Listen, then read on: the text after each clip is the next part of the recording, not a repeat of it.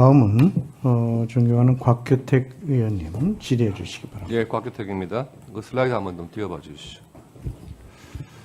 그 후보자께서 어제부터 그리고 민주당 의원님들께서도 계속해서 뭐가 설명됐다, 해명됐다 말씀하셨는데 지금 후보자님 말 외에는 아무것도 해명된 게 없습니다.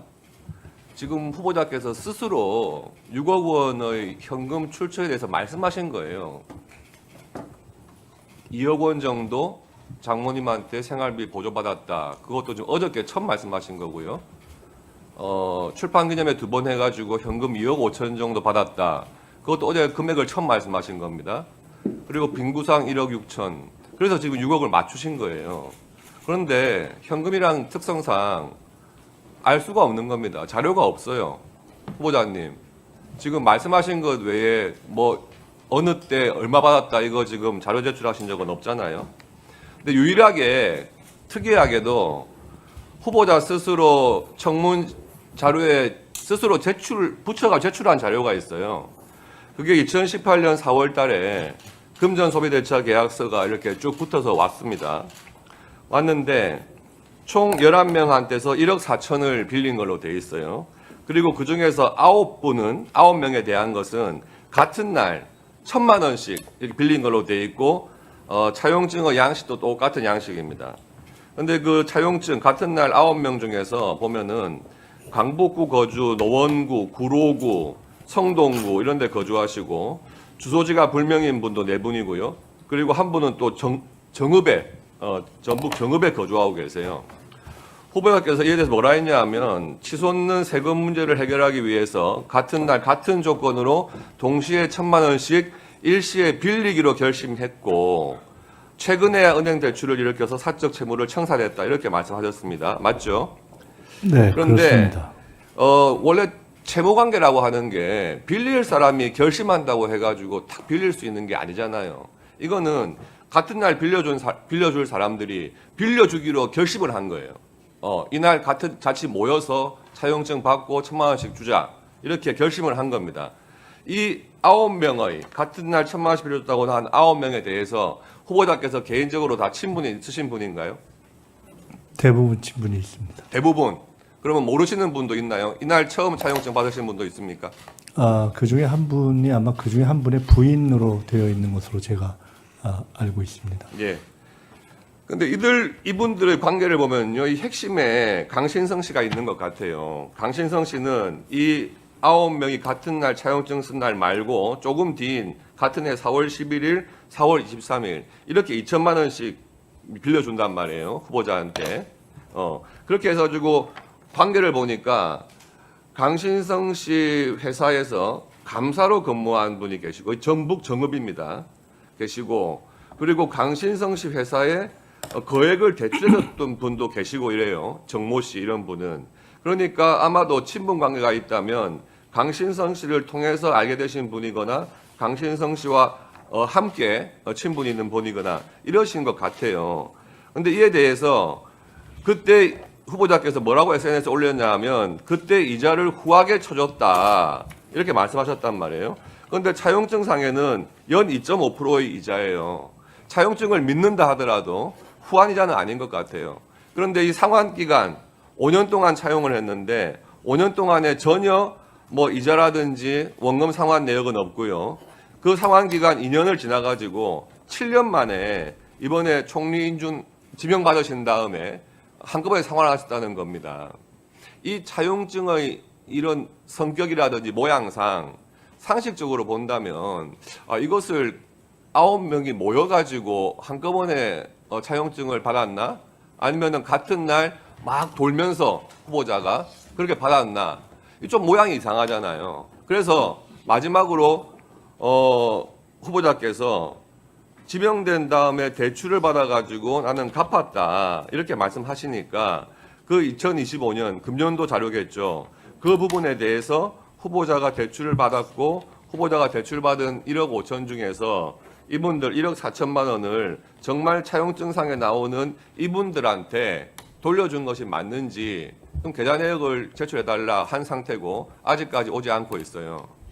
이 부분에 대해서 다시 한번 자료 확인해 주시기 바랍니다. 그리고 이 강신성 씨라는 분이 후보자하고 아주 옛날부터 친분이 아주 깊으신 분 같아요. 미국에 유학 생활을 하실 때 월 450만 원씩 줬다. 그런데 뭐 배추 투자하라 해가지고 2억 원 정도를 떼어서 그 부분에 대해서 본인이 원금 상환 성격으로 450만 원씩 받은 것이다. 이렇게 말씀을 하십니다. 아마 옛날 검찰 수사 과정에서도 똑같이 말씀하셨을 거예요. 그런데 이 강신성 씨가 그 이후에도 사업을 잘 하신 분이에요. 그래서 그렇게 배추농사 잘못 지어가지고 돈 떼일 분이 아니란 말이에요. 이분이 2011년도에 전북 정읍에 폐기물 처리 업체 부지를 샀다는 겁니다. 확장을 했다는 거예요. 그런데 사자마자 전북 정읍시장인 김모 시장께서 그 시행사로 지정을 해줘요. 도시계획시설 시행사로 지정을 하면서 그 땅값이 엄청 올랐다는 겁니다. 예. 그러니까 지금 후보자가 배추농사 투자했다가 못 받은 돈 2억 원 충분히 받을 수 있는 분 같아요. 그리고 2011년 그 무렵에 후보자께서 최고위원이셨어요. 그래서 이 전북 정읍시장 김모 씨의 유세 지원도 한번 갔습니다. 예, 그렇게 보도가 돼 있어요. 그러니까 뭐 이렇게 관계가 단절되거나 무관한 분이 아니란 말씀입니다. 이런 분을 증인으로 불러야 한다, 우리는. 그래서 그 핵심적인 증인에 대해서 분명히 오늘 불러가지고 확인을 해봤어야 되는데 그에 대해서 안타깝게도 증인 채택이 안 된 상황인 겁니다. 그러니까 지금 후보자의 말씀으로 하시는 증언 외에는 우리가 어떤 확인도 할 수가 없는 상황입니다. 신속하게 이 대출 정리하신 부분에 대해서 금융자료, 본인 명의예요. 본인 명의니까 꼭 제출해 주시기 바랍니다. 이상입니다. 네, 다양한 말씀을 해주셨는데 결론은 강신성 씨가 하는 사업 중 저와는 무관한 부분에 대한 여러 가지 설명이나 묘사를 해주셔서 그에 대해서 제가 설명드릴 부분은 없다고 생각되고 자료 요청한 부분에 있어서는 법과 규정, 과거에 있던 부분에 따라서 제가 제출해왔고 앞으로 그렇다 하는 말씀을 드렸고요. 나머지에 대해서는 사적 채무를 빌릴 만한 중과산 증여세의 어려움 때문에 제가 빚을 내야 되겠다고 결심하고 여러 사람에게 부탁하는 과정을 통해서 몇 개월이 걸려서 그 사적 채무를 일으킨 것에 대해서는 설명을 드렸기 때문에 뭐 사실 굳이 말씀드릴 필요는 없을 것 같습니다. 중과산세 이렇게 얘기를 하시던데 저는 좀 궁금하던데 중과산세라는 게 이제 그 추징금 납부하지 않은 것에 대해서 늦게 납부한 것에 대해서 중과산세를 적용하는 세금 안 냈을 때 중과산세를 적용하는 형태로 이렇게 가중해서 부과된다 그런 뜻이죠. 네, 그러니까 추징금을 원금이라고 한다면 거기에 이제 가산세 같이 맞습니다. 붙어서 7억 2천이지만 실제로는 더 얼마 정도 됩니까? 그게 이렇게 됐습니다. 통상 과거에는 예를 들어 추징을 해야 되는 정치적인 원금이 있다면 그것에 추징금을 부과하고 추징금만 내면 끝나는데 전두환 씨 같은 경우처럼 추징금을 안 내는 분들 때문에 추징금은 추징금으로 하고 거기에 증여세까지 하는 이중 과세를 하는 형식으로 된 것입니다. 근데 이 추징금은 추징된 원금을 상환하면 되는데, 그러니까 납부하면 되는데 네. 이 부분에 대해서 예를 들어 7억 2천의 경우에 처음에 1억 2천이 증여세로 부과되었었는데 실제로 제가 마지막에 내는 것은 2억 1천을 결과적으로 냈습니다. 왜 그러냐면 1억 2천이 3개월인가 1개월이 지나면 매달 2% 3%씩 느니까 제가 대학 강의나 등등을 해서 예를 들어 500만 원을 갚아서 가령 3천만 원이 500만 원, 2천만 원이 줄었다.